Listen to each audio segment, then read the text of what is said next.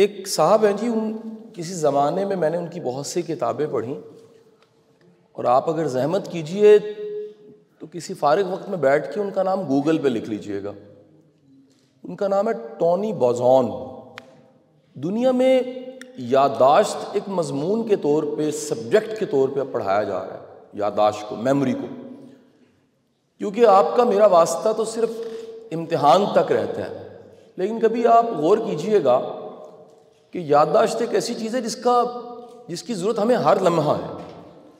آپ یہاں سے گھر واپس جائیں تو آپ کو رستہ ہی نہیں اگر یاد، آپ کیسے پہنچیں گے؟ ایک لمحہ کے لیے آپ سوچئے کہ رات کے کسی پچھلے پہر میں آپ کی آنکھ کھلتی ہے اور کوئی اپنا ہی سامنے ہوتا ہے، آپ کا مائنڈ جو ہے وہ فوری طور پہ پروسیس نہیں کرتا، اور وہ ریکال کر کے اس کی میموری میں یہ نہیں آتا یہ کون ہے، تو آپ اپنے کو دیکھ کے بھی چیخ مارتے ہیں اور آپ کہتے ہیں تم کون ہو؟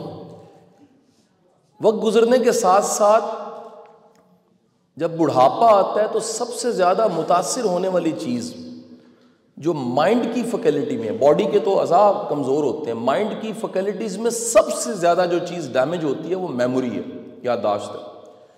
تو دنیا میں جو سب سے بڑا محقق گزرا ہے، جس کا سب سے زیادہ کام یادداشت پہ ہے، اس کو ٹونی بوزون کہا جاتا ہے جی۔ کمال یہ بھی ہے کہ ہم کیونکہ عجب ہمارا دیس ہے، جب کوئی دور پار سے گانے والا آتا ہے تو سب کی یادداشت میں رہتا ہے، لیکن کوئی محقق اور دانشور آئے تو ہماری یادداشت میں کیا ہمیں خبر بھی نہیں ہوتی۔ یہ بھی کوئی واقعہ ہوا ہے۔ آپ سن کے حیران ہوں گے کہ ٹونی بوزون پاکستان بھی آ چکا ہے اور ایز کنسلٹنٹ یہاں بھی کچھ کام کر چکا ہے۔ ٹونی بوزون کی جتنی کتابیں ہیں ان ساری کتابوں میں ایک کتاب ایسی ہے جو میں یہ کہوں تو غلط نہیں ہوگا کہ میں نے اس کو زمانہ طالب علمی میں پڑھا، جب میں UET پڑھتا تھا، پھر اس کے نوٹس بنائے، ان کو استعمال کیا، اور جب خود پڑھانا شروع کیا، کیونکہ ہمارا تو غم روزگار اور غم غربت بہت زیادہ تھا زمانہ طالب علمی میں، تو ایک ہی رستہ تھا کہ ٹیوشنیں پڑھائیں اور بچوں کو پڑھا کے کچھ کما کے گزارا کریں۔ تو میں اپنے ایسے ہزاروں شاگرد ہوں گے جن کو میں نے یادداشت یعنی سبق کیسے یاد کرنا ہے اس پہ لیکچرز دیے ہوں گے، اور یہ لیکچر ذہن میں رکھیے گا، آپ کو بھی بلانے کا مقصد یہ تھا کہ ہمیں صرف physics, chemistry, maths, English, Urdu پہ بات نہیں کرنی چاہیے، ہمیں کچھ اور بھی سکھانا چاہیے۔ اب وہ کچھ اور بھی تبھی سکھا سکتے ہیں کہ آتا ہو، اگر آپ ہی کو نہ آتا ہو تو آپ دوسرے کو کیا سکھائیں گے؟ تو اس زمانے میں نے وہ نوٹس بنائے، خود مجھے بڑا فائدہ ملا۔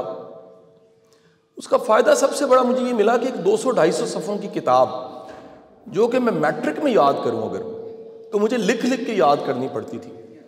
زمانہ طالب علمی میں جب یونیورسٹی پڑھا تھا تو 200 صفحوں کی کتاب کو میں ختم کرتا تھا 7 سے 8 گھنٹے میں، اور اس میں سے میکسیمم ریٹین ہو جاتا تھا یادداشت میں، اور اس کی وجہ ٹونی بوزون کی کتاب تھی جس میں مائنڈ میپ میں نے سیکھا تھا۔ یہ ورڈ بڑا امپورٹنٹ ہے جی، آپ میں سے کوئی زحمت کرے گا تو یوٹیوب پہ جا کے مائنڈ میپ اور ٹونی بوزون کے نوٹس مٹیریل نکالے گا، لیکچر سنے گا تو وہ بھی لیکچر تیار کر سکتا ہے۔ تو یادداشت پہ کیونکہ اس کا بہت سا کام ہے، ٹونی بوزون کی 2 بیسک تھیوریز ہیں۔ وہ کہتا ہے کہ کوئی بھی چیز تب یاد رہتی ہے جب اس میں انٹرسٹ ہو۔ کیا کہتا ہے جی؟ اس میں کیا ہو جی؟ انٹرسٹ۔ آپ کو آپ کی انٹرسٹ کی چیز خود ہی یاد ہو جائے گی۔ مثال لیجئے، آپ میں ایک نغمہ پایا جائے، آپ کی پرسنالٹی میں ردم ہے، آپ کی پرسنالٹی میں ایک انکلینیشن اور رجحان ہے شاعری کا، تو شعر یاد کرنے کے لیے زور نہیں لگانا پڑے گا۔ لٹریچر کے بڑے بڑے جملے ان لوگوں کو یاد رہتے ہیں جن میں لٹریری رجحان ہوتا ہے۔ کل میرے دفتر میں ایک جج صاحب بیٹھے تھے تو انہوں نے مجھے خواجہ غلام فرید کا کتنا کلام زبانی سنا دیا۔ اب یہ رجحان ہو تو چیزیں یاد رہتی۔ ابھی چند لمحہ پہلے میں DC صاحب کو بتا رہا کہ مجھے بلے شاہ زبانی یاد ہے۔ اس کی وجہ یہ ہے کہ وہ ایک مزاج میں جو ایک صوفی پایا جاتا تھا، اس نے بلے شاہ کو سمجھنا بڑا آسان کر دیا۔ آپ کے اندر فطرتی جو رجحان ہے، شوق ہے، وہ یادداشت میں بڑا سپورٹ کرتا ہے، اور جو فطرتی رجحان نہیں ہوتا، مثلا میں آپ سن کے حیران ہو جائیں گے کہ کوئی آدھی کو انجینئرنگ ہم نے بھی پڑھ لی، مجھے ڈیجٹس یاد نہیں ہوتے، اور وہ اس حد تک ہے کہ میری باہر گاڑی لگی ہے مجھے اس کا نمبر یاد نہیں۔ شاید میری لاہور میں انٹری بین ہو جائے اگر یہ سچ میں یہاں پر بول دوں کہ مجھے اپنی بیگم صاحبہ کا سیل فون نمبر نہیں یاد. یہ آپ کو حیرت ہوگی میری بات سن کے، لیکن میں آپ کو ایمانداری سے بتا رہا ہوں کہ مجھے اپنی گاڑی کا نمبر اور بیگم صاحبہ کا سیل فون نمبر بالکل نہیں یاد، کیونکہ میرے اندر نمبروں کی ذہانت نہیں. پھر ایک ایب نارمیلٹی بھی میرے ساتھ یہ ہوئی کہ جو ذہانتیں اللہ نے دی تھی ان کو میں نے پالش کر دیا.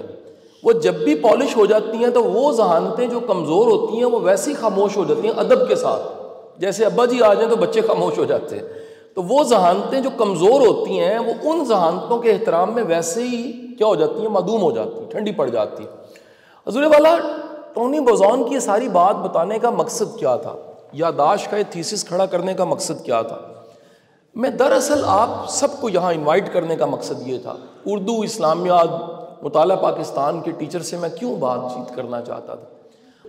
حضور والا مجھے آج 22 23 25 سال گزرنے کے بعد نہ میٹرک کا میتھ یاد ہے، نہ مجھے فزکس یاد ہے، نہ مجھے کیمسٹری یاد ہے. ایون کہ وہ فزکس جس میں انٹرمیڈیٹ میں میرے نمبر 1 نمبر کٹا تھا صرف، وہ میتھمیٹکس جس میں میرے 200 میں سے 198 مارکس تھے، وہ کیمسٹری جس آپ میں سے کسی نے اگر 90s میں ایف ایس سی کی ہے تو وہ جانتا ہوگا کیمسٹری میں کوئی 163 نمبر لینا بڑا معنی رکھتا تھا، نمبر ہی نہیں آتے تھے. یہ سب نمبرز جو جن سبجیکٹس میں نمبر آتے رہے مجھے آج بالکل یاد نہیں ہے. لیکن مجھے اقبال یاد ہے، لیکن مجھے وہ تمام کی تمام شاعری اور لٹریچر جو میں نے اردو کے ٹیچر سے پڑھا تھا، جو اسلامیات کے ٹیچر سے پڑھا تھا، وہ یاد ہے. کیوں یاد ہے؟ اس کی وجہ یہ تھی، میری انٹرسٹ تو تھی میرے پڑھانے والوں کا کمال یہ تھا، انہوں نے یہ دوسری تھیوری میں بتا رہا ہوں ٹونی بوزون کی، یہ کہہ رہے ہیں انٹرسٹ، اگر آپ کی انٹرسٹ ہے تو چیزیں یاد رہیں گی. ٹونی بوزون کہتا ہے جب ریلیونٹ کچھ ہوتا ہے وہ بھی یاد رہتا ہے. کیا بولا سر؟ کیا بولا سر؟ جیسے آپ سب میں اگر میں یہ کہوں کہ گجرات سے کوئی ہے، گجرات سے کوئی ہے ایسے صاحب جو گجرات سے ہوں، اس کا مطلب ہے میری آپ کی کوئی ریلیونسی نہیں ہے، میں گجرات سے ہوں. آپ میں سے قصور سے کون آپ اب میری آپ سے ریلیونسی بن جاتی کیونکہ میرے ان لاز قصور سے ہیں،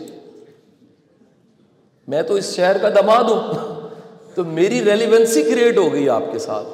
ریلیونسی کا مطلب ہے کہ آپ کے اور میرے بیچ میں اور دو لوگوں کے بیچ میں کوئی ایسی چیز ہے جو تھوڑی سی ریلیونٹ ہو گئی. وہ لینگویج ہو سکتی ہے، وہ لہجہ ہو سکتا ہے، وہ کلچر ہو سکتا ہے، وہ ملک ہو سکتا ہے. ہم پاکستانیوں کو پاکستان میں رہ کے ایک دوسرے سے پیار نہیں ہوتا. آپ امریکہ چلے جائیں، دو پاکستانی ایک دوسرے کو جب ٹیکساس میں پہچان جاتے ہیں وہ چپھی مارتے ہیں، کہتے تو کتوں ہے، کہنا میں لاہور تو ہوں، کیڑے علاقے تو، کہنا میں ساندے تو ہوں، تو کتوں، کہنا میں کرشن، جپھی مار. ریلیونسی. دو چیزیں یاد رکھیے انسان کی یادداشت کو تیز کر دیتی، ایک انٹرسٹ، دوسری کیا چیز ہے جی؟ ریلیونسی. حضور والا مجھے اردو جنہوں نے پڑھائی، اللہ ان کو لمبی زندگی دے، طارق سماب صاحب، میں قسم کھانے کو تیار ہوں اگر مجھے وہ اردو نہ پڑھاتے تو آج میں قاسم علی شاہ یہاں نہ بیٹھا ہوتا. وہ آج میں ملتے ہیں امجد اوان صاحب یا طارق سماب صاحب، میں ہاتھ چومتا ہوں ان کے، کیونکہ انہوں نے سب سے بڑا احسان مجھ پہ کیا. انہوں نے مجھے کانسیپچول کلیئرٹی دی، انہوں نے مجھے سوچنا سکھایا. آپ سب سے درخواست ہے خدا کے لیے اردو اسلامیات مطالعہ میں صرف نمبر لینا نہ سکھائیں. اسلامیات کے ٹیچر خدا کے لیے سیکھیں کہ امتحان، اسلامیات کا امتحان 1.5 گھنٹے کا نہیں ہے، 2 گھنٹے کا نہیں ہے. اسلامیات کا امتحان تو پوری زندگی کا امتحان، اردو کا امتحان تو پوری زندگی کا امتحان. مطالعہ پاکستان کے ٹیچر کا فرض بنتا ہے وہ اپنے طالب علم میں پاکستانیت پیدا کرے، وہ اس کو بتائے کہ ان بارڈرز پہ کتنی جانیں گئی تھیں، سینکڑوں کنویں ایسے تھے جس میں لاکھوں لوگوں کی لاشیں پڑی ہوئی تھیں. جا کے ذرا تاریخ اٹھا کے دیکھیے، گنڈا سنگھ کا بارڈر نکال لیجئے، لاہور کا بارڈر نکال لیجئے، آگے ساری بیلٹ کے بارڈرز نکال لیجئے، وہ کم از کم ہسٹری تو بتائے. خدا کی قسم ایک کون گر جائے نا کسی کی، وہ رو پڑتا ہے میری کون تھی 30 روپے کی. سر یہ ملک آپ نے جانیں دے کر حاصل کیا، اس کی ورتھ ہے. کتنا خون گیا ہے، کتنی قربانیاں ہوئی ہیں، کتنی عزتیں تاتار ہو گئی، کیا کچھ گوانے کے بعد ملک ملا. یہ فرض بنتا ہے مطالعہ پاکستان کے ٹیچر کا، وہ آئیڈیالوجی دے. اگر مطالعہ پاکستان کا ٹیچر پڑھائے اور صرف نمبر آ رہے ہیں، وہ نالائق استاد ہے، بڑی معافی کے ساتھ یہ میں کہہ رہا ہوں، میرا قبیلہ ہے، ٹیچر میں بھی ہوں، کھلی بات کہہ رہا ہوں، مطالعہ پاکستان پڑھانے والے ٹیچر کا فرض ہے وہ پاکستانیت کو پیدا کرے، وہ اس کا نظریہ کلیئر کرے، وہ اس کو بتائے کہ ترانہ کیا چیز ہوتی ہے، اس کو بتائے لپے آتی کیوں پڑھی جاتی ہے، وہ اس کو بتائے کہ پاکستان کیوں بنا دیا تھا، وہ اس کو بتائے اس کی ورتھ کیا ہے کنٹری کی۔ اردو کے ٹیچر کا کام کیا ہے؟ اردو کا ٹیچر سب سے بڑا احسان کر، یہ پاکستان میں زوال آ گیا یار، ہم لوکل لٹریچر کو نہیں جانتے۔ آج آپ کو دکھ کے ساتھ یہ بات کہہ رہا ہوں، آپ کا M S C M phil کا بچہ وہ لوکل لٹریچر اشفاق صاحب کو، فیض احمد فیض کو، واصف علی واصف کو نہیں جانتا، اسے انڈین ہیروز کا پتہ ہے، اسے انٹرنیشنل نئی موویز کا پتہ ہے، اس کو نئے عجیب و غریب ڈراموں کا پتہ ہے، اس کو نہیں پتا میرا زمانہ اور بھٹی صاحب کا زمانہ تو اینک والا جن تھا، ہمارا تو اندھیرا اجالا تھا، ہم تو کہیں جانگلوس دیکھ کے بڑے ہوئے، ہمارا تو وارث ڈرامہ آج تک، مجھے کبھی امجد اسلام امجد صاحب ملتے ہیں، آپ گواہ ہوں گے، میں گھٹنے ہاتھ لگاتا ہوں کہ آپ وارث ڈرامہ نہ ہوتا تو ہم یہاں نہ ہوتے آج۔ ان ڈراموں نے ہماری کانسیپچول کلیئرٹی پیدا کی تھی۔ میری آپ سب سے گزارش، میرے اردو کے استاد نے 90s میں انٹرمیڈیٹ میں جو مضمون تھا علوم قدیمیہ کی افادیت ہمارے زمانے میں، ڈاکٹر سید عبداللہ کو مجھے پڑھایا تھا، اور میں نے گلہ کیا تھا کہ استاد محترم یہ اگر سلیکٹیو سٹڈی میں چھوڑ بھی دیا جائے تو نمبر پورے آ جائیں گے۔ انہوں نے کہا نمبر پورے آ جائیں گے، اردو نہیں آئے گی، دونوں میں بڑا فرق ہے۔ نمبر پورے آ جانا اور اردو، آج اس اردو کے ٹیچر کا کمال ہے، میں بٹی صاحب 7 اخباروں میں لکھتا ہوں، اس پنجابی کے ٹیچر کا کمال ہے کہ بلیکا اخبار میں ایک ہفتے میں میرا ایک آرٹیکل چھپتا ہے، اس اردو کے ٹیچر کا کمال ہے کہ 7 بڑے اخباروں کے فیچرز میرے چھپ رہے ہوتے ہیں۔ اگر وہ میرا جھاکا نہ کھولتے، لکھنے کا اور لٹریچر کا رجحان پیدا نہ کرتے تو اس بندہ نہ چیز کے لاکھوں ریڈرز نہ ہوتے، اس کے پڑھنے والے اتنے نہ ہوتے۔ حضور والا خدا را اردو پڑھائیں، لٹریچر کا ذوق شوق پیدا ہو۔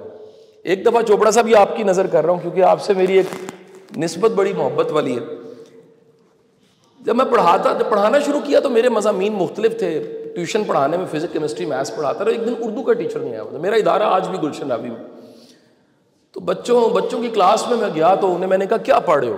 انہوں نے کہا غالب پڑھ رہے ہیں، تو میں نے کہا آج میں پڑھا دیتا ہوں، تو میں نے غالب کے 2 اشعار پڑھائے تو کلاس کی آنکھیں نم، وہ کہتے ہیں آج ہمیں سمجھ آ جائے عشق کیا ہوتا ہے، پرانے استاد کی سمجھ نہیں آ رہی تھی عشق کیا ہوتا ہے، اس کی سر وجہ کیا ہے؟ میں کہا اس نے کیا کوئی نہیں تھا، میں نے کیا ہوا ہے۔